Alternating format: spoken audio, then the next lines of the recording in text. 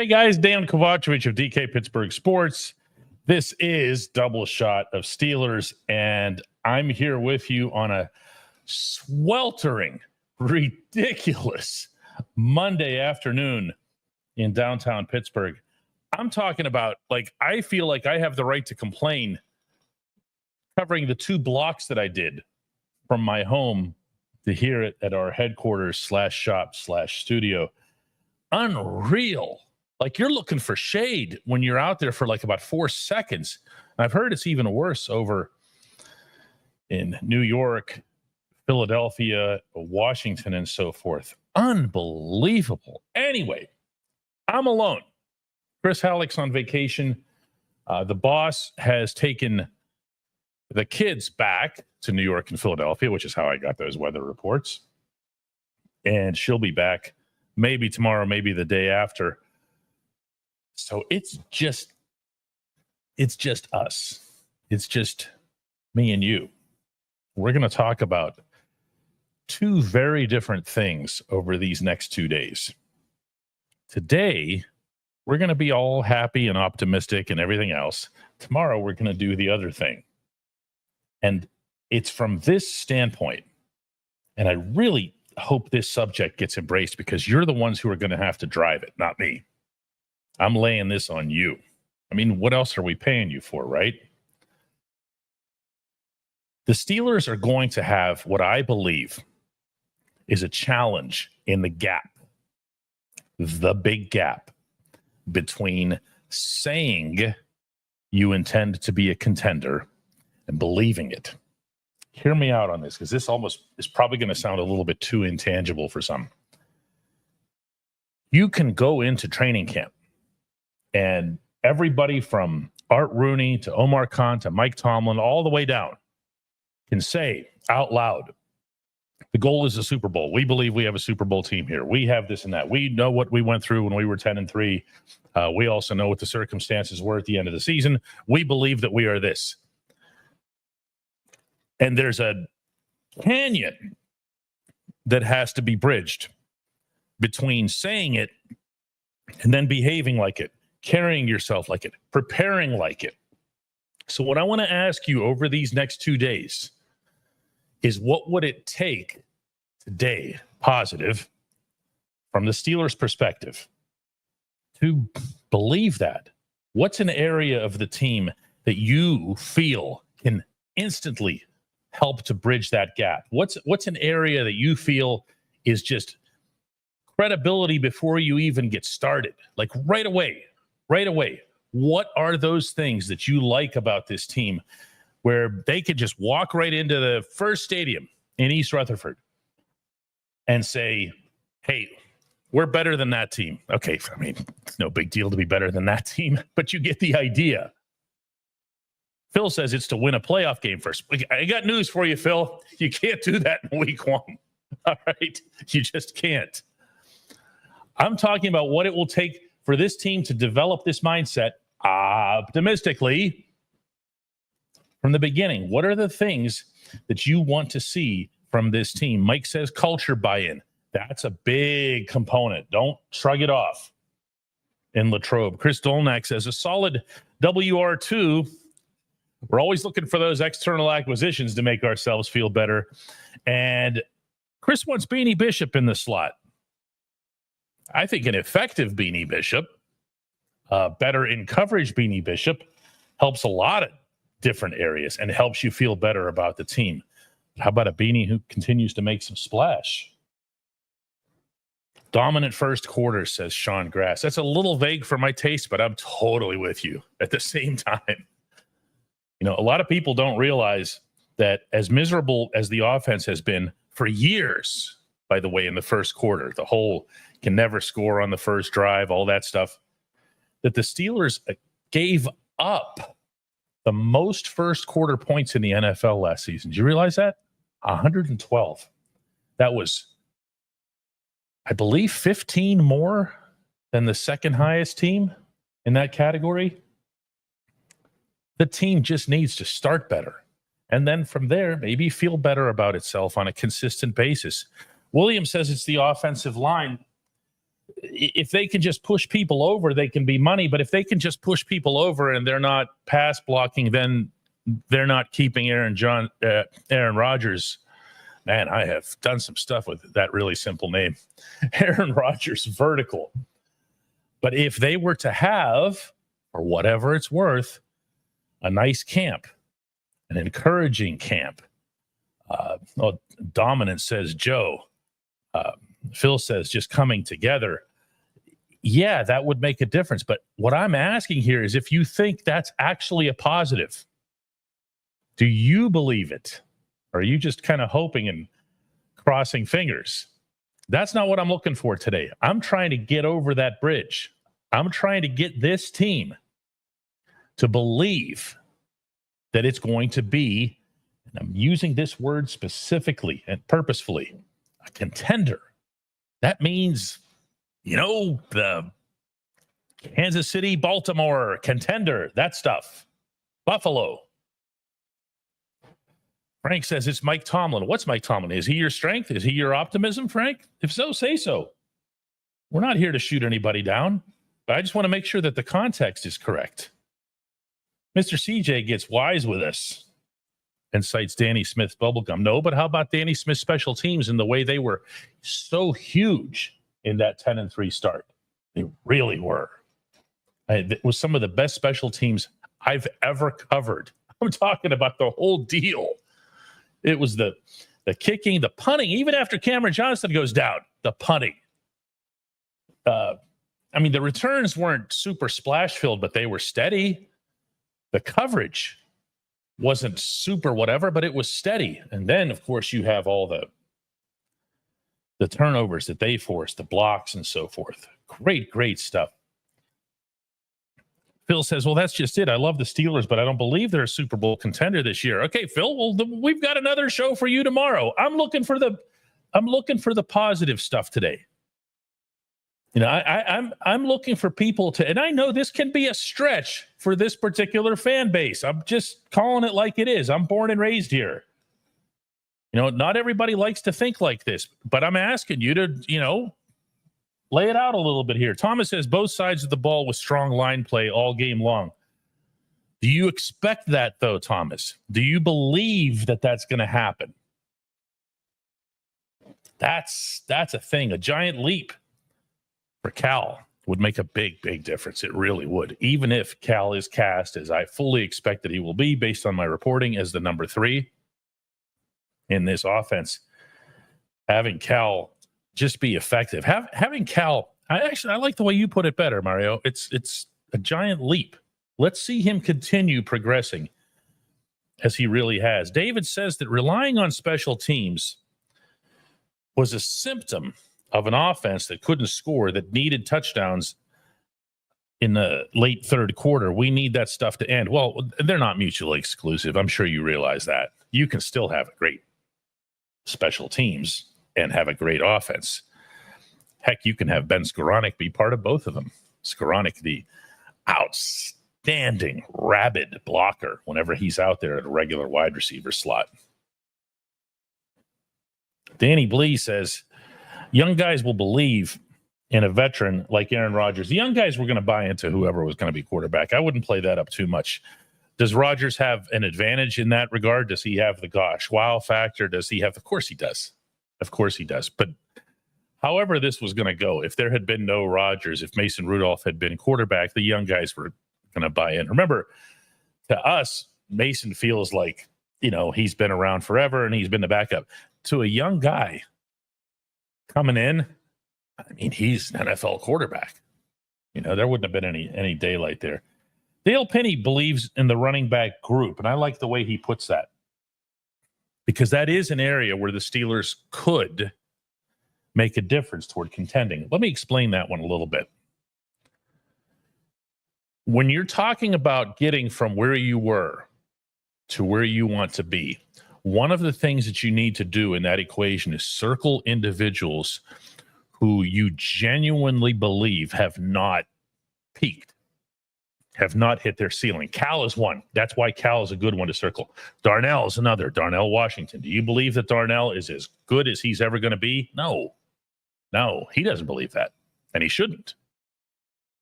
Do you believe that the offensive tackles okay, do you see what I'm saying here? But I'm going to circle one above all of them. And please, please, please don't take this too far. I'm going to circle Caleb Johnson. And that's because of some stuff that I was hearing over there. No, he's not going to be RB1 as soon as the season starts or anything. You're not going to be disrespectful, and you're not going to trust that he's going to instantly be able to pass block. But once he gets going, he probably has the single biggest chance, based on what I've heard over there, and I'm pointing toward the south side of the city, to make that whoa factor. Like, whoa, how many teams passed this dude up? Or, whoa, I can't believe we projected him to be the backup. He's the one. If you were to see, now I know who you are. If you were to see him, you don't even have to wait for regular season or anything. If you see Caleb running in the preseason, and there's going to be a lot of handoffs, the way you'd hope, or even beyond that, oh my goodness, you're going to be uncontrollable. An episode like this won't feel like pulling teeth. An episode like this will just be, yes, here we go, hashtag. Joseph Donovan says, I would love to see our offense take over games and impose, he means, our will on opposing defenses. There's only one way that happens, my man. And it's not what you think. It's not just running the ball. It's not just passing the ball. And it's not just throwing over the middle. My feel about this offense is that you're not going to like it.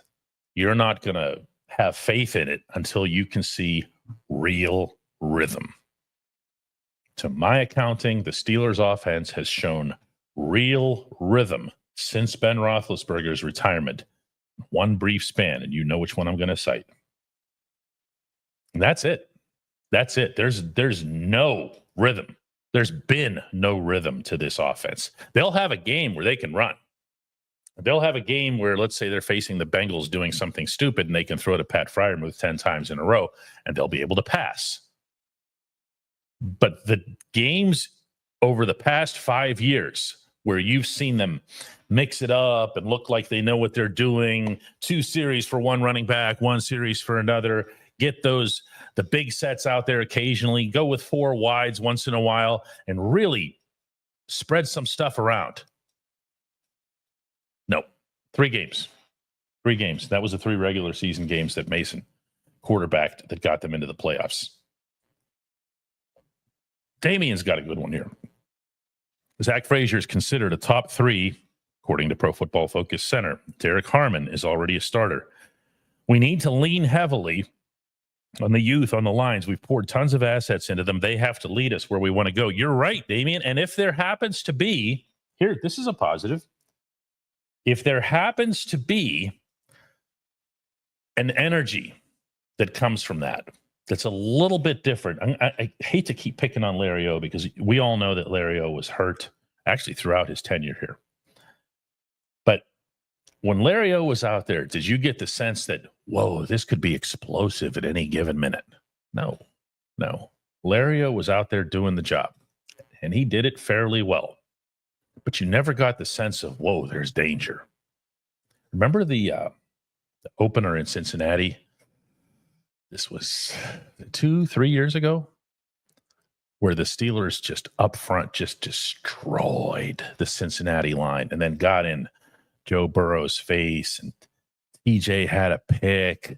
I think Minka had one in there. Minka was just killing people all day. That's what I'm talking about. And when you're talking about this defense and you're talking about the additions up front, I'm limiting it to the defensive side here. That's what you need. That's crossing that bridge. That's getting to that other side where you can talk about contention with a straight face. Mr. CJ is not to be taken seriously today. Jet sweeps. Chandler Chase says, I'm really excited for the offensive line. Frazier and McCormick are really good, and Troy is ready. Troy believes that he's ready. Had a good talk with him a couple of weeks ago.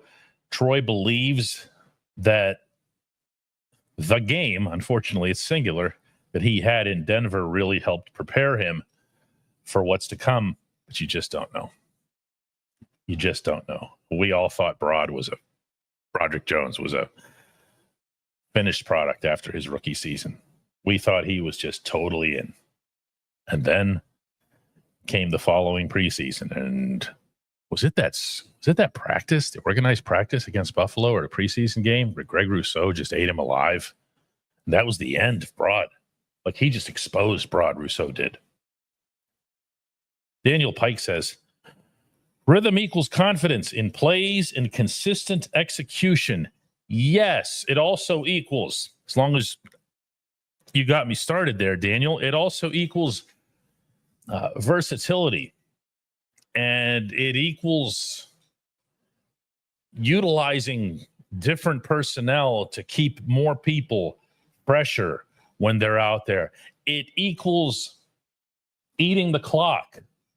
A lot of gets laid in this city on the defense, and that's fine. They're the highest paid in the NFL. They're going to be the highest paid again this fall. But if your defense is out there for 70, 75, 80 snaps a game because your offense can't stay on the field, that's a problem that's emanating from somewhere else, especially when you have a lousy schedule like the one that they were dealing with here. Thomas Grant comes in with 5 gifts. That's appreciated. Stella comes in with one early on. Carrie, comes in with one. Josh Petrick is a new member today. The Butthole wants to know where Chris Halleck is. If you missed the beginning of the show, Chris is on vacation. Chris is taking a break. I'm not sure how long. I don't think he's around all this week. And the boss is gone too. It's just me. It's just me and you guys. That's how we're doing this. Thomas Grant comes in with 5 gifts as well. Appreciate all you guys. James Galloway says, here's one, DK. Not asking people to hit the like button. Yeah, go ahead and hit the like button. We can do that. That helps the algorithm. That helps everything that we do with this show. James Chamberlain points out, James Chamberlain's like the biggest Mason Rudolph advocate of all time, for those of you who accuse me of being that. He says, that's why Art Rooney said, quote, Mason showed us what we are capable of when we get competent quarterback play. Now, you can also throw in there that maybe Rooney was damning him with faint praise. What do you mean competent? He was the number 1 rated quarterback in the NFL for those 3 weeks. So it wasn't just about being competent. But he was right. And then he said, we'd like to sign him. And then they never even made him an offer. Unbelievable. Still unbelievable. Aaron Breeze wants to get back to second and short. That wouldn't be a bad move. But to do that, you're going to need first down runs. You're going to need either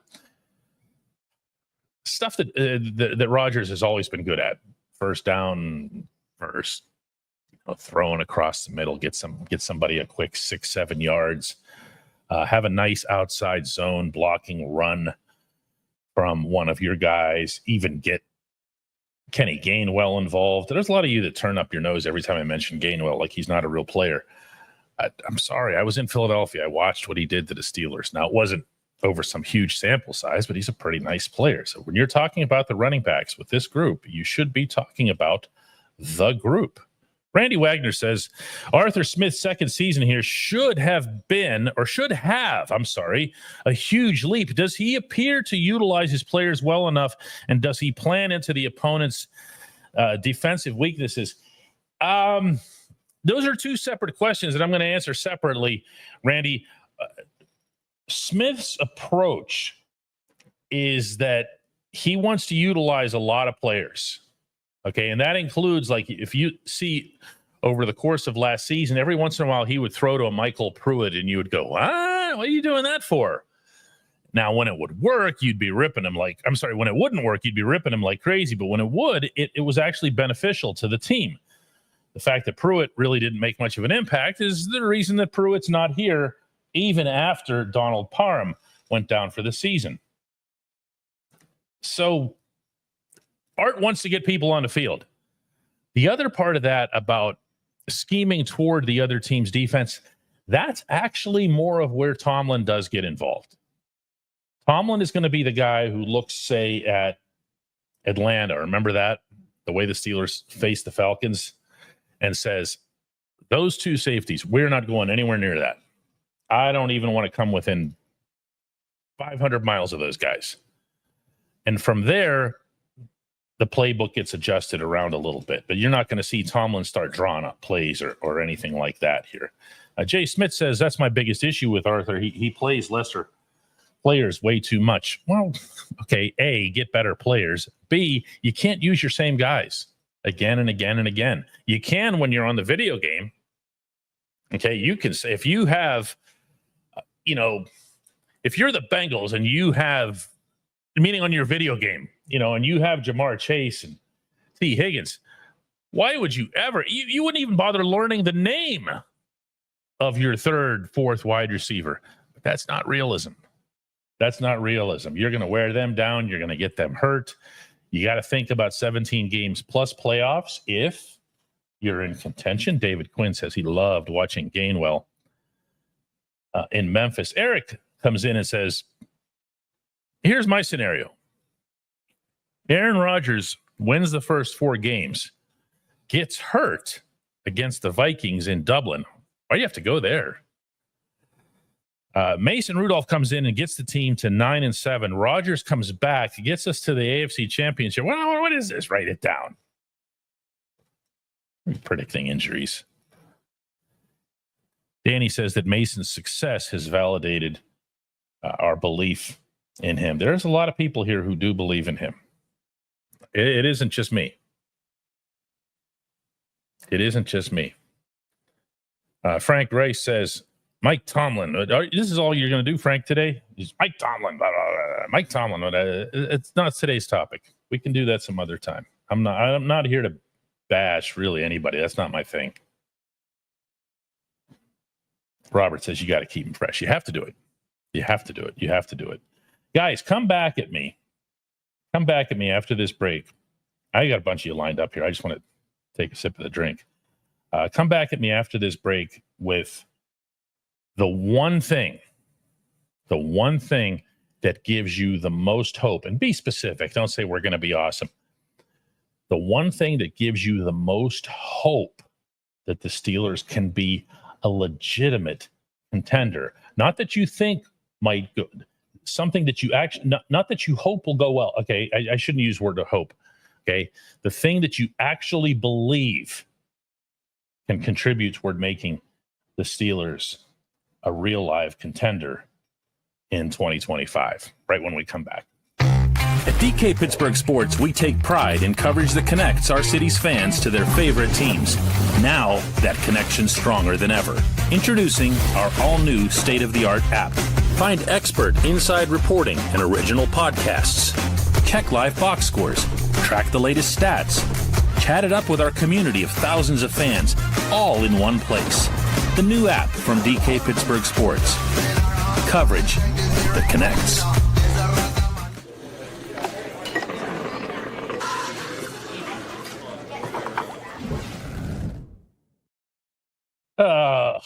William comes in with, it was me when it wasn't you believing in Mason DK. Some people have really long memories. And yes, there was a time when I didn't, when I was accusing him correctly of having happy feet, correctly of throwing too low whenever he was trying to hit guys up tight.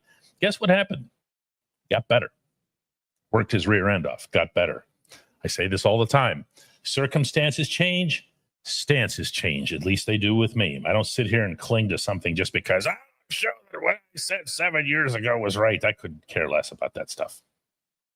Danny Blease gets us started here. This is things that you believe can make the Steelers or contribute toward making the Steelers a contender. Danny says the edge rushers' depth and keeping them fresh all year long. The second part of that really is a key. It's something that Carl Dunbar has made a big focus already this offseason, not just with the edge rushers, but also with the interior guys. He keeps saying, they all keep saying that they don't want Cam Hayward out there for 60, 70 snaps. And then you know what happens? Sunday happens. A stadium happens. A big game is happening. And you're going to be the one who pulls 97? Nah, we're just going to leave him out there just this one time. Williams says, hey, DK, the thing that gives me the biggest hope is that we have players who match what the offensive coordinator wants to do. Yes, a lot of them. No, not all the way. And the only reason that I say that, the only reason that I hesitate on this, and no, I'm not revisiting all the Aaron Rodgers, Mason Rudolph stuff here. I just want to see with my own eyes a symbiosis between Rodgers and Smith. I really do. If it's in Latrobe, first day on Chuck Noll Field, I'll take it. If it's, what do you think Rodgers will get in the preseason? Maybe like no action at all? I don't know. 1/4 of something? If that's the case, let's see it sing. Let's see it. Let's feel it. Let's see, even intangibly, the two of them talking on the field, behind the huddles, after a play. What happened there? What did I miss there? What did I not see? How about if we have this guy do this instead? That's the kind of, until you have something that you can believe in between the quarterback, regardless of his resume or reputation, and the coordinator, you can't say that there's a match. You can't. Not this early. Not like this. Hodge says, the quarterback room finally has leaders. The offense has had that for 3 games since Ben retired. Well, 4, including the Buffalo playoff game. But yes, I get your point here. I like, to date, to this very early date, the constitution of the room, mostly because, remember, again, this all hinges on Rodgers. He showed himself to be a good teammate in these settings, from as much as the eyes and the ears can let you know. You know, what's he like behind the scenes? What's he like in the locker room? Early indications on that from others were very positive. Good. That's good. James Galway, this one I really like. And I've heard people that I believe are more football savvy than others bring this up as well.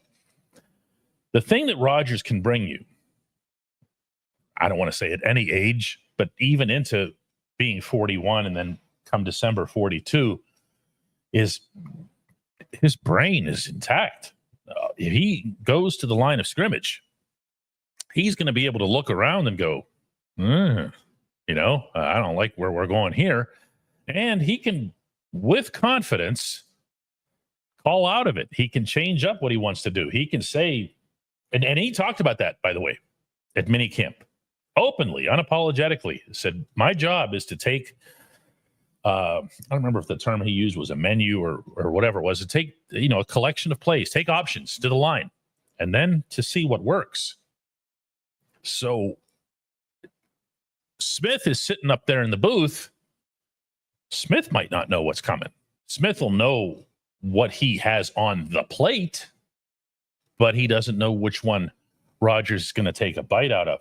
This, right now, what you just brought up, James, take this to the bank. This is going to be such a big issue. I'm talking about among all of us when the season starts. Who called that play? Who was this? Who was that? Remember the whole Ben versus Haley thing? Ben called all the good plays. Todd Haley called all the bad ones. I'll bet you this is a real thing. I really do.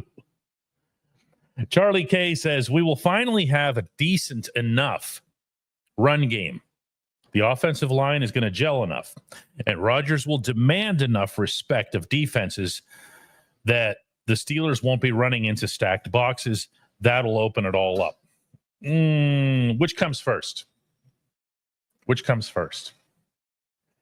If let's pick on one guy in particular. Let's just say John Harbaugh, because you've seen Harbaugh do this. When Harbaugh makes up his mind that the Steelers aren't going to run on him, he'll sell out.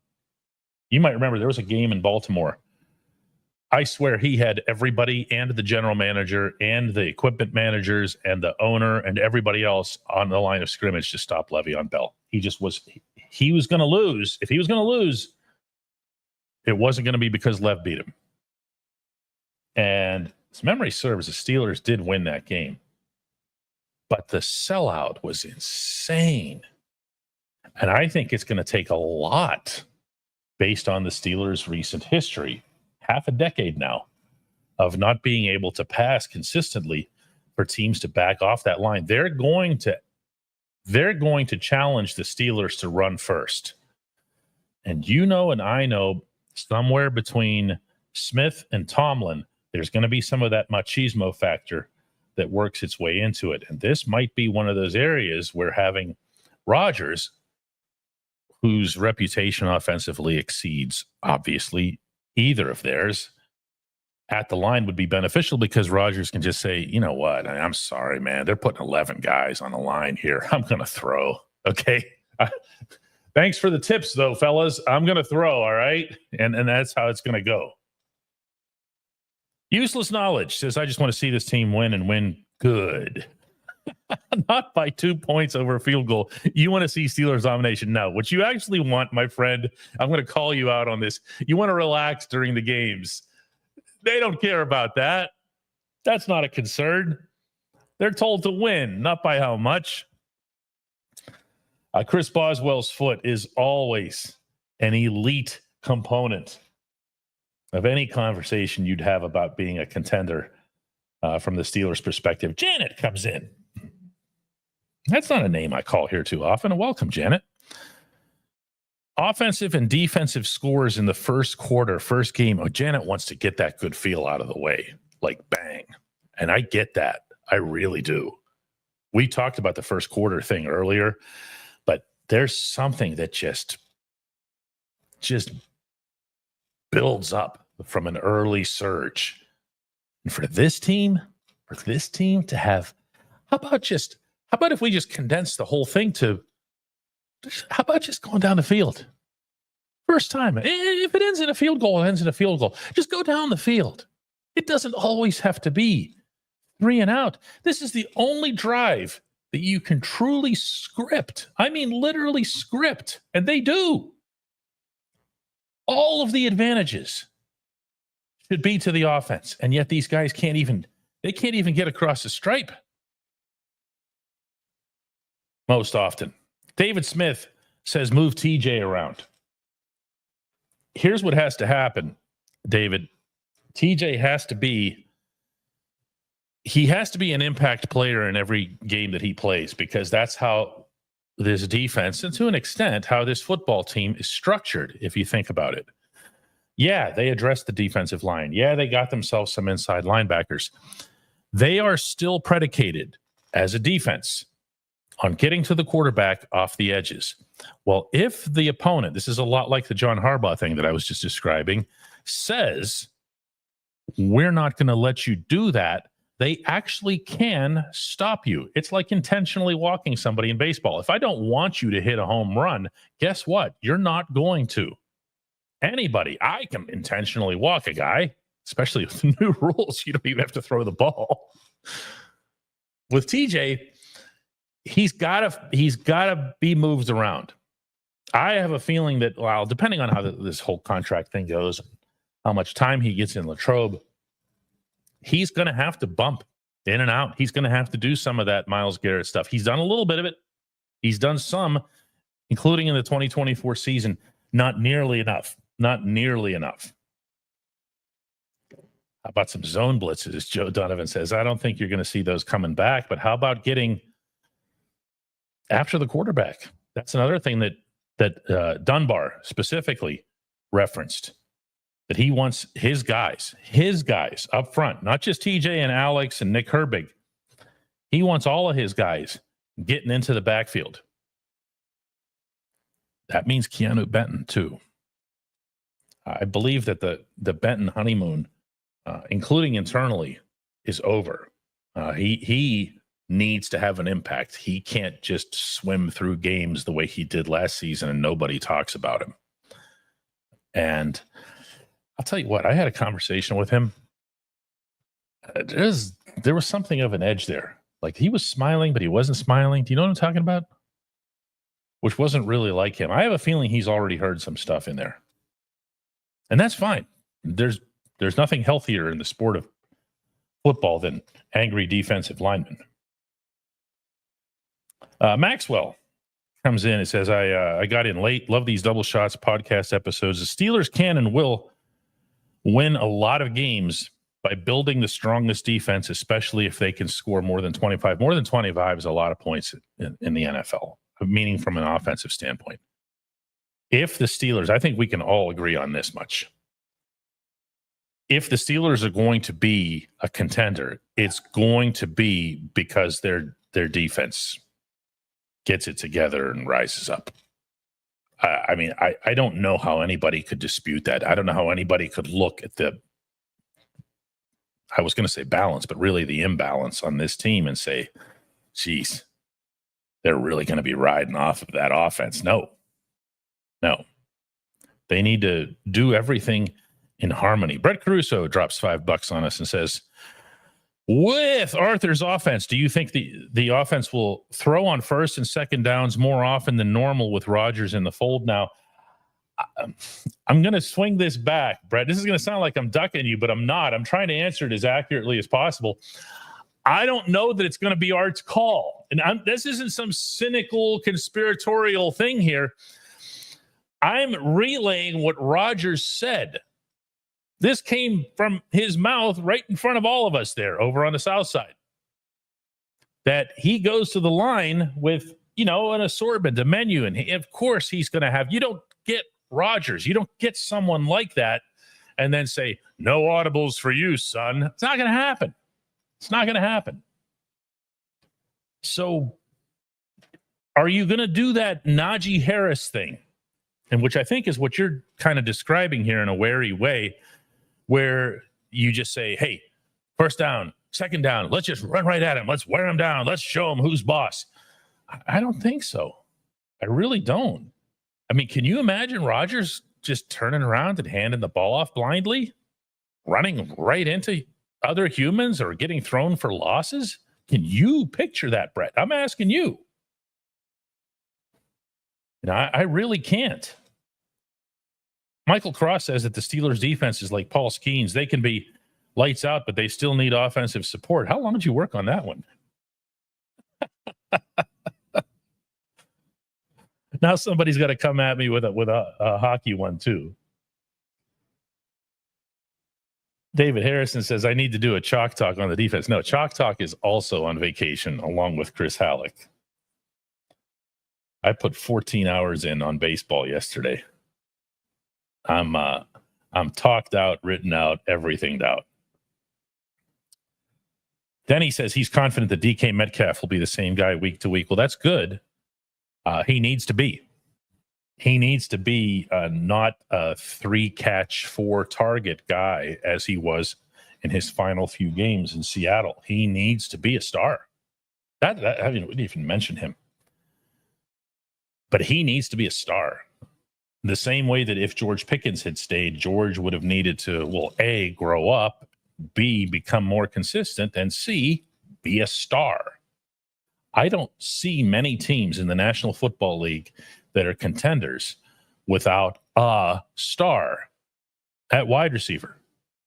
Can you think of, I don't know, anybody? Think of a team that's like really, really great that doesn't have a star at wide receiver. Benton's water is as warm as Broad's. Oh, hot water. Okay, I get it. I mean, it might be. I mean, they just drafted 2 guys at your position, dude. Take the hint. Derek Harmon and Y.A. Black are going to be on the field. Harmon's going to be the starting left defensive end. Damian wants to get Minka back in the splash zones. I mean, then he says, I think this defense can be next level. You know, one funny thing about this whole scenario, and this is something else we could probably spend a show on unto itself, just the safeties, but Minka was playing center field. Juan Thornhill gets acquired in the offseason. Free agent, was with the Browns. He is, by nature, a center field type safety. We've yet to see any safety alignments. So if you have Minka freer to roam, you know, sometimes they say Minka's free to roam, and what they actually mean is, you know, to roam the fields of Montana out there.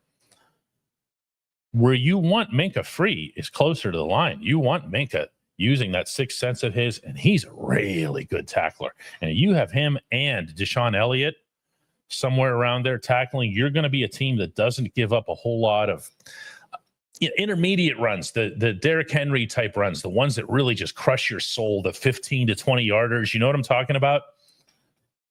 Greg says, there's no real football news, so let's discuss something of greater importance. How excited are you about James Gunn's Superman movie? Not at all. No chance of seeing that. James Gunn is also the guy who's casting the Green Lantern show for Max, and he's cast a 60-year-old to play Hal Jordan, and we're totally done with him. We're boycotting. We're not having anything to do with any of his products, including Superman. So I'm totally out. Him and the scruffy dog and everything can do their stuff without Green Lantern fans like me. You asked. Brett Caruso asks if Y.A. Black is going to move to the nose due to his size. No. And every indication that I get from the Steelers, it's a really good question, is that they don't even want to have a nose. I brought it up with Dunbar, who's going to be the guy that's aligning these people, you know, in conjunction, obviously, with Terrell Austin and Mike Tomlin and everything. He doesn't even want to hear the term.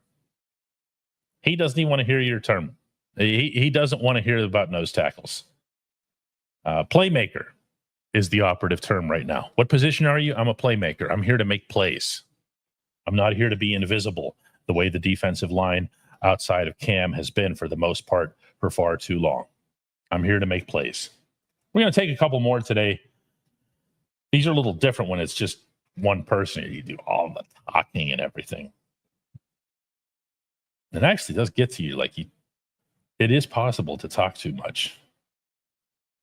Yeah, Greg says, cool, I know you're a real Green Lantern. Yeah, there's one true Green Lantern, and that's Hal Jordan. And the disrespect that the DC franchise shows for him repeatedly is beyond belief. It really is, considering he's still one of their 5 biggest sellers in the comic book fringe. Wandering Warrior says, R.I.P. Big Snackle. Don't scare anybody here. Casey Hampton's fine. You were the best at nose tackle.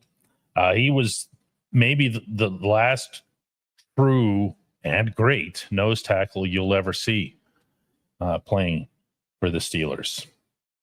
Greg Haas does come in with the obligatory Penguins comparison. Since we had a Pirates one earlier, the defense can be, Patrick Lalime from 1996-97, but we still need timely input from Joey Mullen, Stu Barnes, and Peter Nedved. No. See, the problem is I actually can listen to that example and counter it a million different ways. It was the other way around. Lalime was winning all those games as a rookie goaltender because of the spectacular offense in front of him. So, no, this failed completely. Bink says some of us grew up with Jon Stewart as GL. No, you didn't. No, you didn't. On the Justice League cartoon, you did. In the comic books, Jon Stewart has always been and always will be the B character. John was a fill-in Green Lantern. All right? And that's where he still is in the comics. He still can't sell at all. Mr. Haas in good spirits after my Patrick Lalime mic drop here. The PEF asks, how's it going? It was miserable until you came along, the PEF. And Sticky B gets our last question for the day. What does our start need to be from this team to get people to begin believing in Aaron Rodgers and this team? and I don't know if you mean wins and losses. I presume that you do. I look at that schedule and I see 3 games that the Steelers should win without making any predictions here.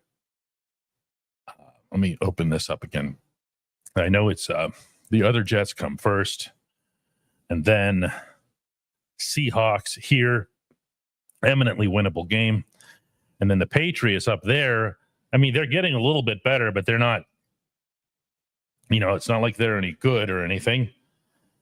And then the 4th week, never mind the fact that Tomlin's going to take them over like a half hour before kickoff and totally mess up their chances. The Vikings, I believe, a lot of people bite back when I say this. I think the Vikings are going to be really good, even with J.J. McCarthy, the kid at quarterback. I think there's just too much going on there in Minnesota. There's so much depth and dynamism, really, at a lot of different positions. I think you're going to see the Vikings maybe be off to their own 3-0 start. So what would it take to begin believing? If you want to know the truth, this is Pittsburgh, and this is the fan base that it is. And I think they just need to win one game. I really do. Even against that terrible first opponent, I think they just need to win one game. And everyone's going to go, woohoo, look at us, here we go. I'm telling you right now, mark my words. Now, and if they win like 12-11, I reserve the right to change that view. When we come back, I'm going to take care of a little bit of business here.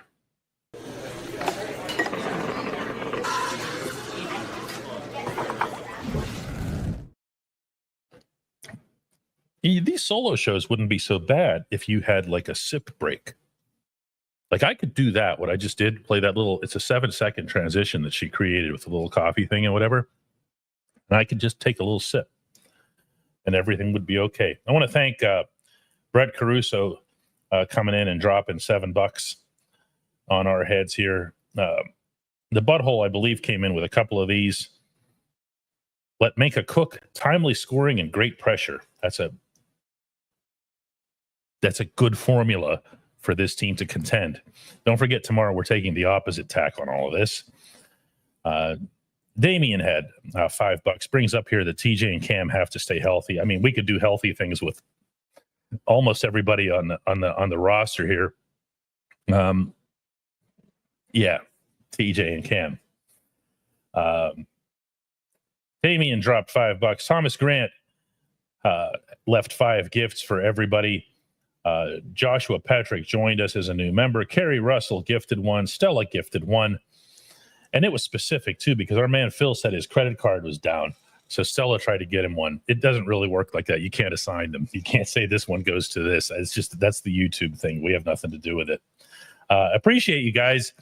Appreciate you guys carrying me. That's the way this was supposed to work, and that's the way it worked, and that's the way hopefully it'll work again tomorrow when we're looking for the negative stuff. And I won't have to be banging on the wall to make it happen. I'm sure it'll just come pouring in. But tomorrow we're going to balance this out and get into reasons why you think that the Steelers will not be able to contend, why they will not be able to get over that canyon that I'm describing here. And we will see you guys hopefully tomorrow.